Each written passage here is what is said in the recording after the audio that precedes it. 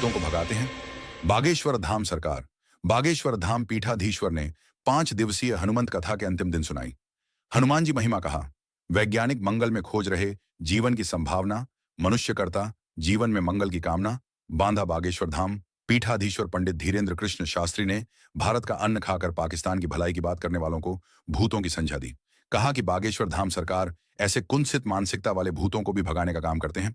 उन्होंने अपने इष्ट हनुमान जी की महिमा का बखान करते हुए कहा कि भगवान श्री राम स्वयं मंगल भवन है, तो हनुमान जी मंगल मूर्ति के रूप में जाने जाते हैं। बागेश्वर धाम सरकार ने कहा कि भगवान श्री राम की शरण के बगैर जीवन में मंगल की कल्पना भी बेमानी है। शहर के मवई बाईपास चौराहे में आयोजित 5 दिवसीय हनुमंत कथा के अंतिम दिन रोचक कथाओं के माध्यम से हनुमान जी महाराज और भगवान श्री राम की महिमा का बखान किया।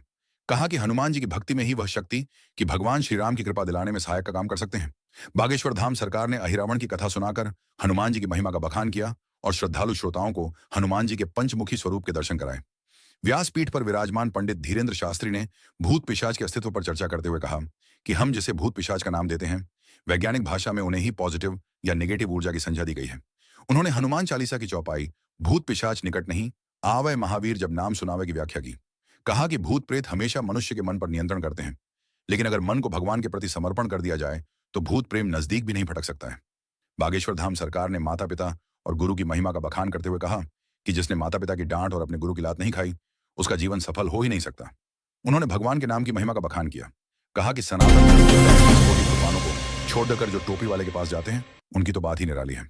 उन्होंने बांदा वाले को 15 फरवरी को बागेश्वर धाम गरहा छतरपुर में आयोजित होने वाले कन्या विवाह महोत्सव में शामिल होने का निमंत्रण दिया।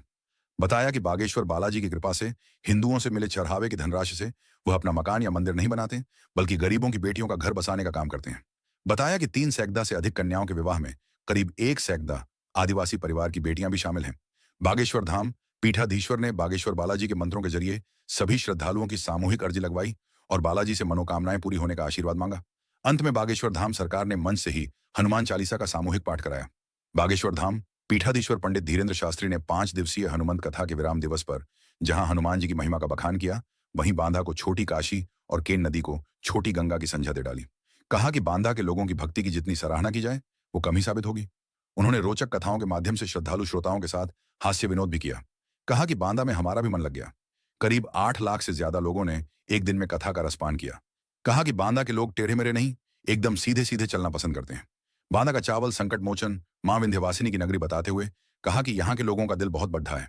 उन्होंने जल्दी ही पुण्य बांदा आने का भरोसा दिया। सभी श्रद्धालु श्रोताओं पर भगवान की कृपा बने रहने का आशीर्वाद दिया। अद्भुत न्यूज संवाददाता शिवविलास शर्मा की रिपोर्ट।